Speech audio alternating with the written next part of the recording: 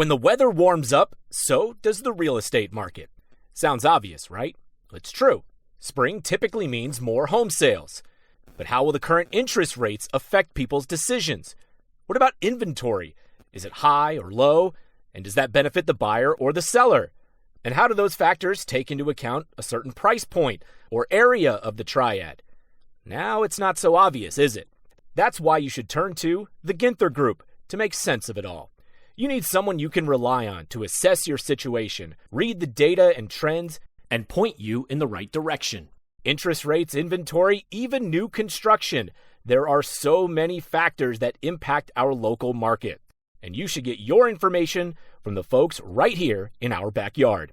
Contact Blake Ginther and the Ginther Group today, 336-283-8689, or visit theginthergroup.com.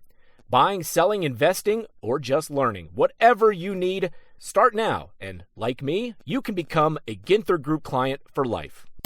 This is the Triad Podcast Network. I'm Algernon Cash, and you're locked in. If you have been a member of my audience for any period of time, you know how much I enjoy meeting new people and striking up conversations. And just here in the last couple of weeks, I was at one of my favorite coffee spots. I'm not going to tell you where it is because I don't want all of you to show up there. This is where I like to have my period of silence. But I did have an opportunity to meet a new friend. And it turned out that Miss Virginia Summey, she is a professor, a historian, a writer, just someone that is full of so much great insight and great information. I've had a chance to share a cup of coffee with her and conversation, and I was so impressed with the conversation that I just had to bring it here to my audience. And the timing was great, Virginia, because it's Women's History Month, and that's certainly a discipline that you've spent most of your career studying and writing about. So I want to introduce to my audience Virginia Summey, who is a professor, writer, and historian. She teaches right here at Salem College in downtown Winston-Salem. Virginia, how are you today? Thank you for locking in. I'm great. Thank you so much for having me. Yeah, I've got so many questions prepared here. You're so intelligent, so I really went the extra mile to prepare for today's conversation because I wanted my audience to get just the full scope of some of the great work you've done. Let's just start off because you've written a book and it's gotten a little bit of attention over the years. You wrote about a lady named Judge Elreta Melton Alexander, who I actually knew nothing about, and I was really taken aback with our conversation and some of the research that you did on Judge Alexander. Let's start there. I mean, what made you write the book, and how did you discover Judge Alexander? Yeah, well, thank you for asking about her. She has been a big part of my life since, probably 2011 now. But I was in my master's program at the University of Montana, and I was taking a class called Writing Women's Lives with my mentor, Dr. Anya Jabor. And I had lived in Montana for several years at that point. I'm born and bred in Western North Carolina, but I, wanted to explore, wanted to travel, and found myself in Montana for the better part of a decade. And I was learning things about North Carolina history that I hadn't learned growing up in North Carolina. And so one of those things was just about fascinating events, but fascinating women. And so I knew there were lots of stories out there to be told. And so I believe it was the North Carolina History Museum's website, and there was a timeline. And on there I saw 1968, Elreta Alexander becomes the first Black woman to become an elected district court judge. And so I just started researching her, and it kind of snowballed from there into what became the book. But found out she was the first Black woman to graduate from Columbia Law in 1945, first to practice law in North Carolina, first to be an elected judge in the country. And she was doing all of this during the civil rights movement in Greensboro. And so it adds a layer of complexity to Greensboro's civil rights story, which is known primarily for the A&T 4. But it adds, there was so much else going on in Greensboro civil rights wise, and really just this phenomenal woman who was, breaking down barriers and even, changing the way um, juries are selected in the Hmm. state of North Carolina, changing the way judicial elections are held. And so I ended up doing my whole master's thesis on her. And fortunately, she has an archival collection that is housed at UNC Greensboro. And so I applied to the PhD program at UNCG and fortunately got in, and it just kind of kept going from there. For someone, including myself and, even folks in my audience that may not be as aware of Judge Alexander, what makes her legacy and some of what she accomplished, what makes it relevant to today's time and some of what we're experiencing? Well, I think she was doing all of these things during turbulent times, definitely. She was doing them in the face of, for what many would consider almost insurmountable personal issues. She was in an abusive marriage, Hmm. and so she was dealing with a very destructive marriage. But just anytime and especially, and I don't want to sound too jargony, but this intersection of race and class, anytime when you're, pioneering or spearheading something, there's a little bit of, oh my goodness. So when, she was admitted to Columbia Law, the dean of Columbia Law said, you were the first woman of your race that we have admitted to this institution, and Hmm. how you do depends on whether or not we will admit others. A lot of And weight, a lot of pressure. a lot of pressure. And so I think it's, certainly relevant today because, there are things that um, barriers that she did not end up being able to surmount later in her career. But just, I mean, as a woman, I was able to relate with having to deal with, multiple aspects of your life and what makes up you, and having to compartmentalize certain aspects of your life professionally, particularly professionally and personally. But I think, as far as it's relevant today, yeah, I mean, this is definitely a time when she would be, the DEI candidate or something like that. And so, but really, when she was, the most qualified person for the job. Yeah, it's striking because I think within the Black community, that pressure is still very much felt. Mm. To be the only one, the first one to go to college, or the first one to be accepted into whatever institution you get accepted in, or the first one to obtain a certain professional title or credential. I mean, you still see that same pressure on a lot of Black individuals and families, even today's time. So, that's remarkable when you think about how long ago she lived. For someone, and again, I was very unaware of the process that occurs when you go to write a biography or write about someone's life the way you did. Talk to my audience a little bit about that process. What does it feel like to sort of write the book and the research that's involved and the discovery that you're going through as you're writing the book? Well, the research is my favorite part. That's why I became a historian. I love to research. I love to be a researcher. I love spending time in archives. Writing about her was probably easier than I would have had writing about other people because she left behind about 200 pages of oral histories. And so I was fortunate enough that her narrative was largely able to drive the book. There's so much of, so much of, what is in there comes directly from her. And of course, having to corroborate all that. But I would say, like writing about any human being, there was contradictions and things where I'm like, oh my God, well, why did she do that? And so just anytime when you're writing about a person, you're going to be writing about somebody that might be amazing and you might love and you might admire them, but they're also flawed, complex people. Hmm. And I think you want, in writing a biography, you don't want it to be a hagiography. You want it to be an honest depiction of somebody. And so, yeah, being able to kind of humanize those complexities about her was one of the more challenging aspects. Outside the racial aspect, just looking at the more the gender dimension of Judge Alexander being a woman, and women, even in today's time, are still working to shatter the glass ceiling that former Secretary of State Hillary Clinton talked about. Mhm. We see in so many developed countries around the world where they've already elected their first woman president. Here in the United States, we still struggle to be able to check that box. Mhm.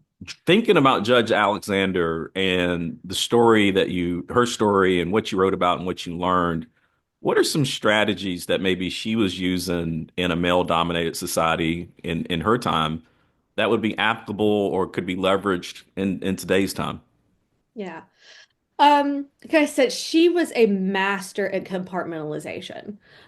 Being able to set aside what was going on in her personal life. With her husband, she also had a son who suffered from paranoid schizophrenia. And so being able to focus on the task at hand, whether it was, a campaign, a contentious court case, and then as a judge, these innovative sentencing methods that she used. She was really brilliant at being able to put her personal life aside when it needed to go to the side. Um, which I think is something that, can be good and be bad, but something that is extremely difficult to do. Also, just she was so secure in herself. She knew who she was, and she knew her talents, and she knew her intellect, and she was not going to allow the circumstances, the racial circumstances of the day, really dictate how she treated other people from the bench, or, from a perspective of, defending them in court. One of my favorite stories is where, she would be trying a case as a defense attorney, and she would stay in the segregated section of the courtroom. And the judge would be like, no, Attorney Alexander, you need to come to the bench. And she said, I'm just following the letter of the law here. I am going to stay with my people in this segregated section. So you need to listen up because I am, I'm going to try my case from here as per the law. So she was really secure enough in her ability to point out the hypocrisies of segregation, and command that kind of attention. So I think it was, yeah, her compartmentalization, her strong sense of self. I mean, um, yeah, it would be very to do some of the things that she did. Like, wow, that took a lot of guts. That's what I was about to say. It sounds like that she was quite gutsy. And Yeah. to my audience, if you're just now joining the show, my name is Algernon Cash. You are locked in. And the other voice that you hear with me today is Virginia Summey. She is a professor, a writer, historian, and we're talking about the biography of Judge oh, I'm messing up there, Virginia. Judge Elreta Melton Alexander, and just the incredible life that she lived. One more question about your book, and I want you to make sure you plug your book as well. What is the name of the book? Where can we find it, and all that Right great here. stuff? It is called The Life of Elreta Melton Alexander, Activism Within the Courts. It was published by the University of Georgia Press. So you can find it wherever books are sold. Really, I know that there are copies at Bookmarks in downtown Winston. I know there are copies at uh, South Main Books in Salisbury, or you can buy it online through the University of Georgia Press website. I love that. I love that. That's so great. One more question about Judge Elreta. Here in North Carolina, I mean, obviously, what she was able to accomplish was impressive. But talk a little bit about maybe what followed after. What were the doors that she ended up opening, through her life? Mhm. So, well, as I said, the dean of Columbia Law School said, her performance would depend on, whether or not they would admit other Black women. The second Black woman they admitted to Columbia Law was Constance Baker Motley, who became the first Black woman to have a federal judicial post, and who has been more researched and more written about than Judge Alexander. And she became much more famous on a national level, particularly with her work in desegregation of schools in the South. Um, but here in North Carolina, you have, at the same time that she was running for Chief Justice of the Supreme Court, Susie Sharp was running. But you have, so you have a time when there are other women, pioneering women. But it was a couple decades later when you have Patricia Timmons Goodson, who was the first Black woman on the North Carolina Supreme Court. And then you have, since then you've had, I believe it's now three Black women on the North Carolina Supreme Court. But you do see, I mean, she was definitely able to, because of her success, have other, women and particularly, women of color go into the legal profession. I think that's impressive. And I mean, I think you do a good job of highlighting, like, throughout history, you've had a lot of women that have fought for justice. But it appears, Virginia, that a lot of those narratives have been sort of sidelined when you look at, the mainstream conversation of today. I mean, again, I consider myself to be a fairly intelligent person and have never heard about any of the people that you're talking about and have written about. It's not necessarily taught in traditional education.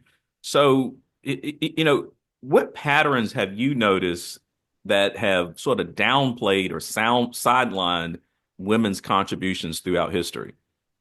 Mm.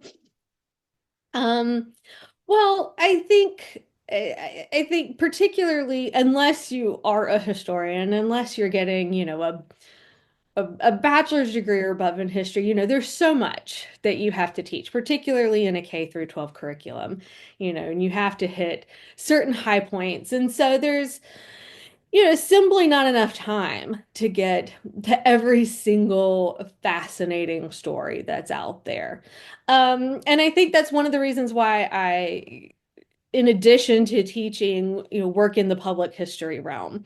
And that's partially to be able to bring these stories to a wider audience, whether it's through, researching for a local organization or museum.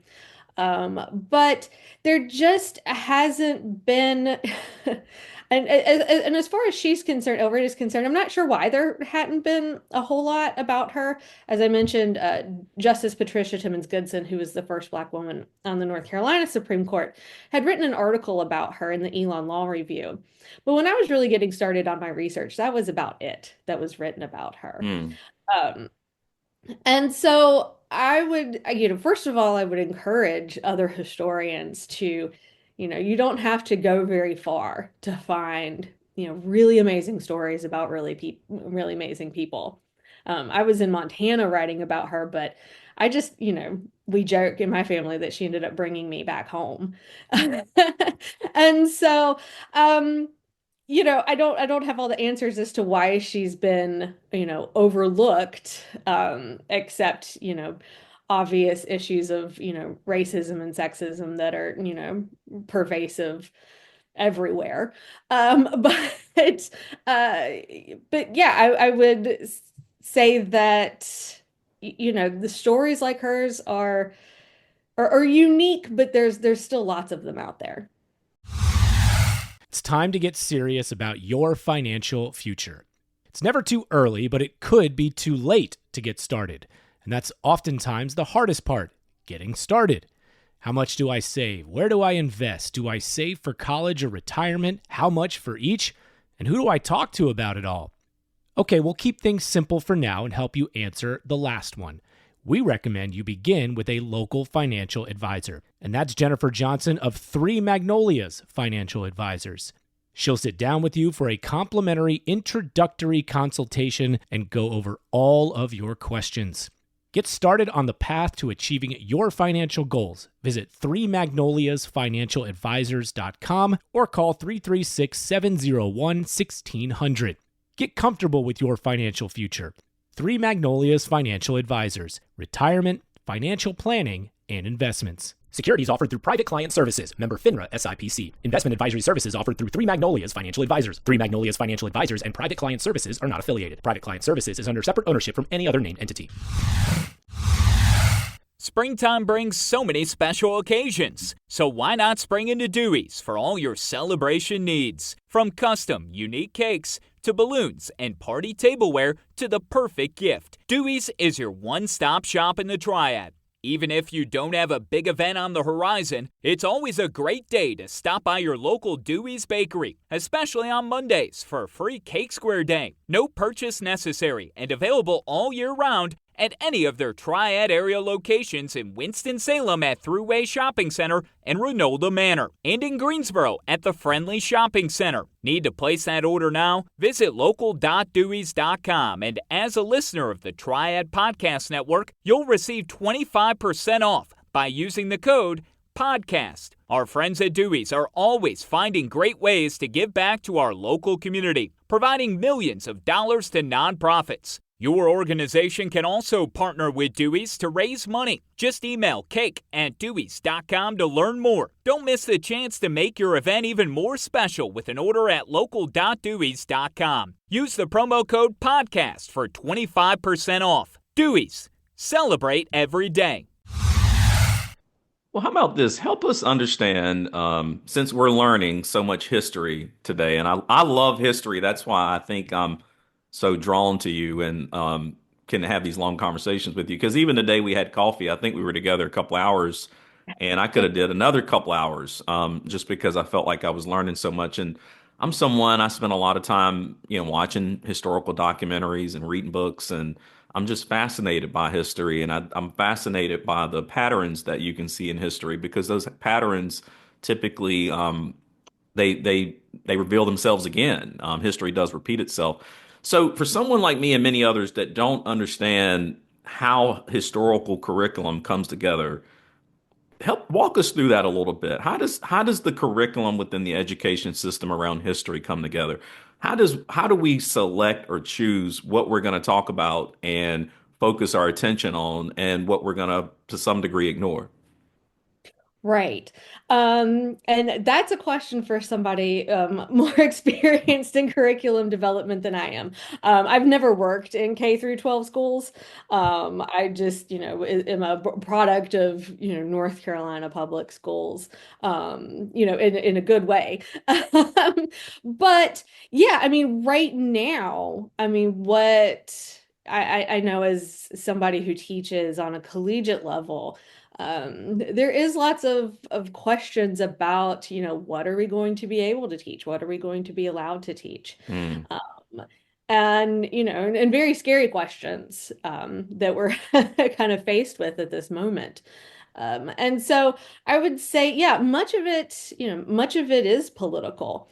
One of those things that I learned about when I was living in Montana was something like, the 1898 coup d'etat in Wilmington.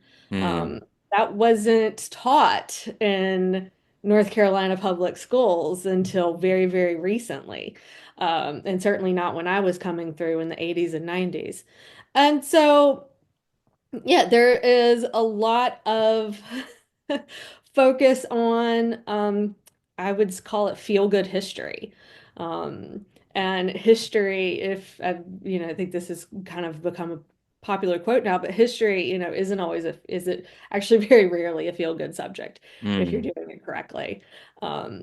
And so, yeah, so I think there are lots of political reasons, lots of social reasons why we don't always talk about, a lot of history, which is often, very messy.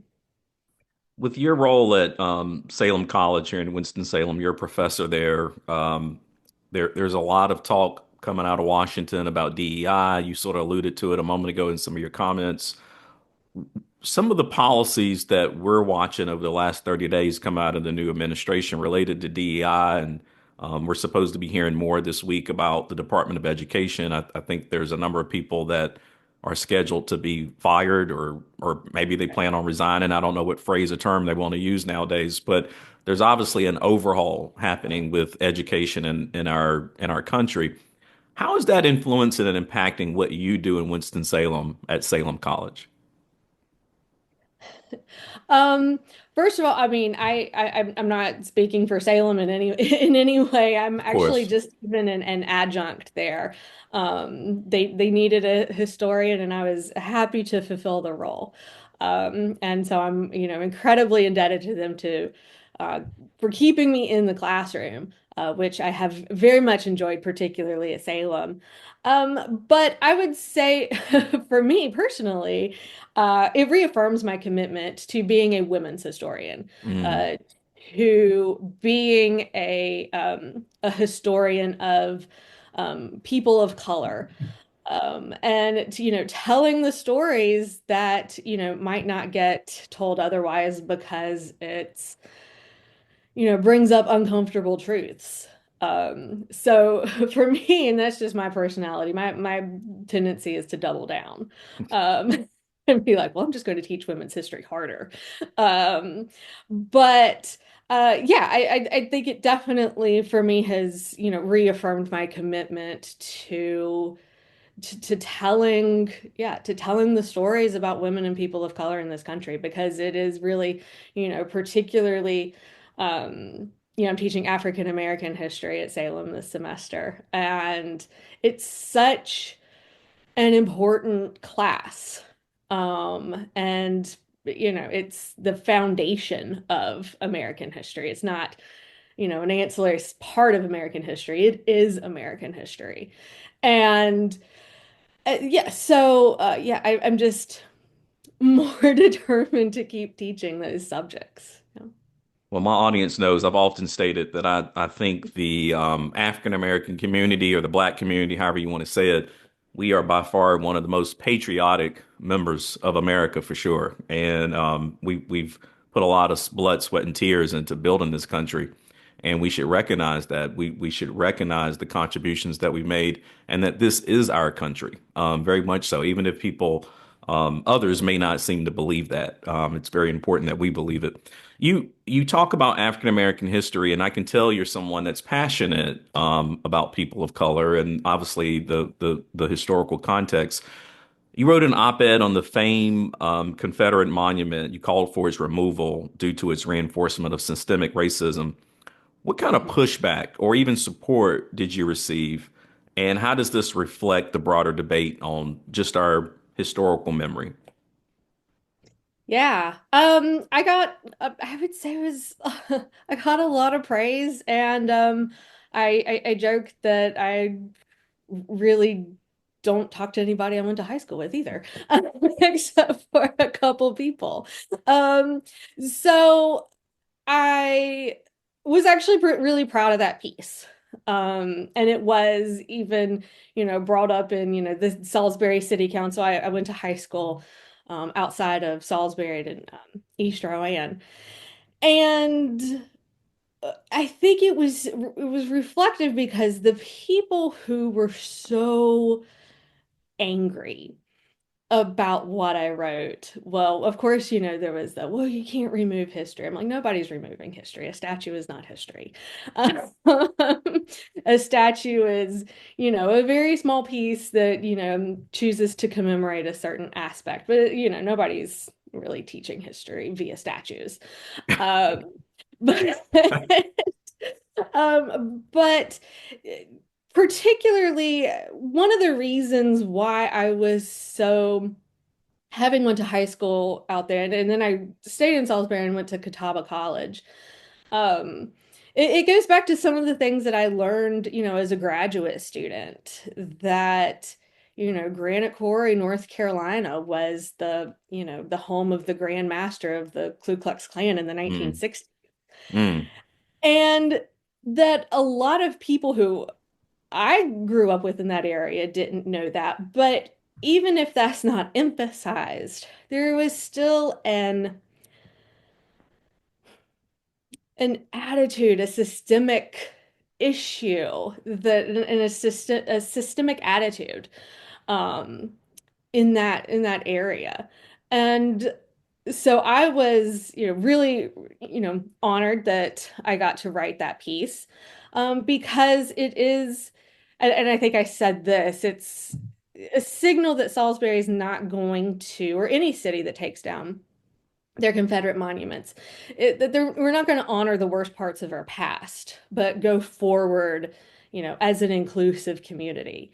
And it's hard to have an inclusive community when, the big prominent statue literally in the intersection, you know, of a major thoroughfare through town, honors, a honors a section of the country that split off to preserve the institution of slavery. Hmm. So, yeah, so I was, like, no, this time.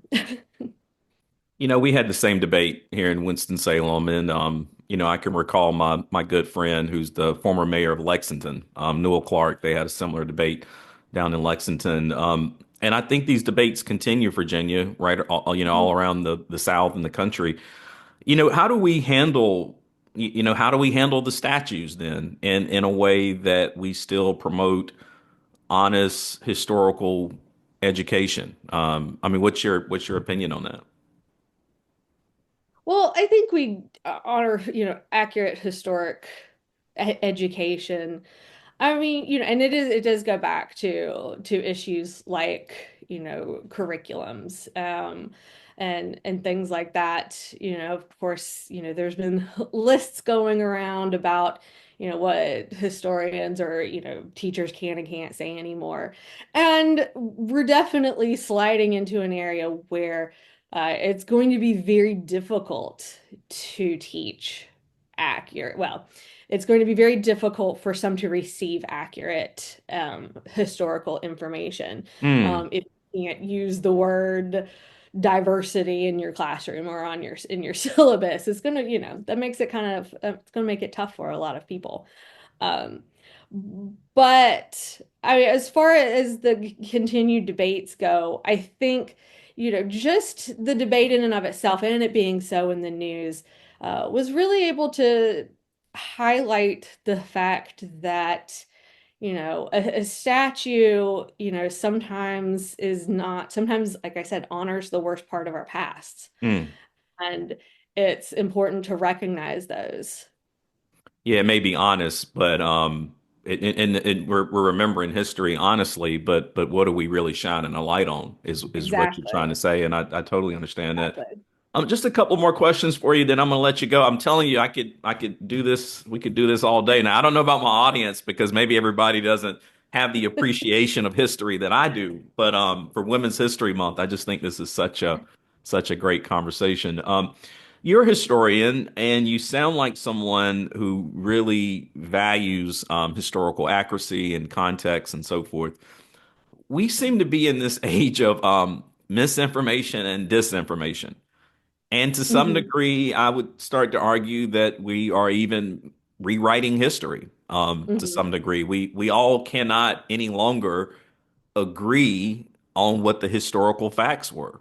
And Mhm. that's whether you're talking about January 6th, and we see recently that now we seem to misremember whether Russia invaded Ukraine, and I could go on and on about this. Okay, Right. I mean, what is that? How do you feel as a historian when you see this sort of active rewriting of history in real time? Frustrated. It's it's like, oh my gosh, or, it's a little stunning, actually. But this isn't the first time it's happened. One of the reasons why we have so many Confederate monuments was because, when in the post-Civil War era, when you had the creation of the United Daughters of the Confederacy, they were completely dedicated and extraordinarily successful in rewriting the causes behind the Civil War. And so, so this isn't a new game here necessarily. Of course, it's happening so much faster Mm. with, social media and technology. And so the misinformation is spreading faster. I know in my classroom, I've really doubled down on sourcing exercises with my students. They're probably going to get a little tired of them, but saying, who wrote this? When did they write it? You know, who was their audience? What were they trying to achieve? And that's something I have seen for a long time is the inability to critically analyze the information that you're consuming. And whether it's, a gossip column or whether it's, a political post on Facebook, just the ability to really critically analyze information is definitely at a low, I would say. It is. It's like we can't all, you used to be able to tell like a clear line between opinion and fact. Mhm. And you never expected for everyone to have the same opinion. Yeah, I mean that's just not going to happen. But at one point in time, I remember we could at least agree on the facts and Right. agree on what the history was. And now I find Virginia, we can't even agree on that. And that to me is not only you said frustrating, but it's also a bit scary. Yeah. I mean, it really is. And I made the mistake over the weekend. I had to journal about this yesterday, Virginia. I made the mistake of getting into a Facebook spat with someone. We've all been there. I am political, Virginia, and I made a political post about the president Zelensky's visit to the Oval Office this past Friday. I thought it was just completely embarrassing for our country and asinine behavior. And I posted about it, and of course, it drew in a lot of attention and a lot of energy on both sides. I could literally go through the comments, and it was like a half and half. I think the comment section of my post is reflective of where the country is right now. And if you were to go through and read, and I got frustrated because some of the things that were being said just were not factual. And Mhm. I made the wrong decision to wade into the Facebook waters. And and 3 or 4 hours later, after trying to convince someone that I'm actually correct, finally I disengaged. And I had to even journal about it was so heavy within my spirit. I had to journal about the experience yesterday. And it's just really scary where we are as a country, a nation, and as a body of people. My last question for you: I know you're working on something new. You told me about the project that you're working on in Wilmington. Go ahead and give Mhm. us a little teaser on what we can expect from you next. Well, I haven't gotten very far on it. And I had started on this in 2019, and then COVID, and then I had a baby during COVID. And so he's now 4, so I'm kind of being able to get back in the archives again. But I think one of even my students at Salem who are 18, 19, 20 years old don't know a whole lot about the events that happened in Wilmington in November of 1898. And so much of the white supremacist campaign of the 1890s in North Carolina was based on this predication of, the protection of white womanhood, that we have to protect, white women from, this black male rapist. And even there were these horrible cartoons in the news and Raleigh News and Observer that depicted, black men as a vampire Hmm. that were kind of scooping up white women. But we have very few white women's voices from that period. We have Rebecca Latimer Fountain, who was a actually the first, very, very briefly for a day, the first female United States senator from Georgia. But we Wow. don't, and who was also a white supremacist from Georgia, but we don't have very many voices of these white women. And so part of me is exploring, were white women as concerned about their own protection as these white men, and to what extent was this, rhetoric. I mean, obviously it was a political tool to get people to vote for, the white supremacist ticket. But to what extent were white women complicit in this, essentially? And so it's a huge departure from what I was writing about somebody who is, like Judge Alexander, who was, breaking barriers and who was such an admirable woman, to women who I'm, probably not going to really enjoy that much. But I think it's definitely another piece of this story of Wilmington, the only successful coup d'etat in American history, that we are still learning, more and more about, and, kind of expanding, the players involved. Sounds fascinating. That's a great teaser. We're going to encourage you.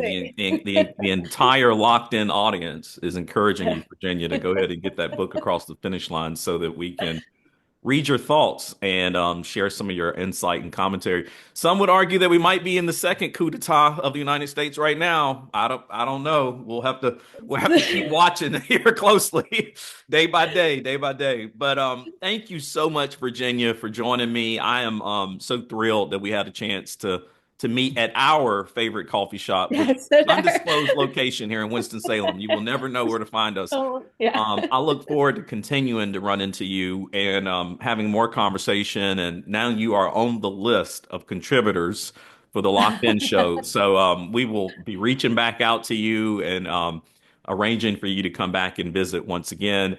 To my audience, it is Women's History Month. And so if you are looking for a great read in the month of March, go check out The Life of Judge Elreta Melton Alexander, written by Virginia Summey. It's available wherever you like to find your favorite books. You can find that book there. And of course, you can find it on Amazon. As always, thank you for locking in with me. Make sure you stay tuned to WTOB, because every Sunday morning, that's where you can lock in with me. But if you happen to miss me there, hopefully you're subscribed to the podcast. You can find that on Apple, Spotify, Pandora, wherever you like to get your favorite podcast. You can always lock in there. And until next time, y'all stay locked in.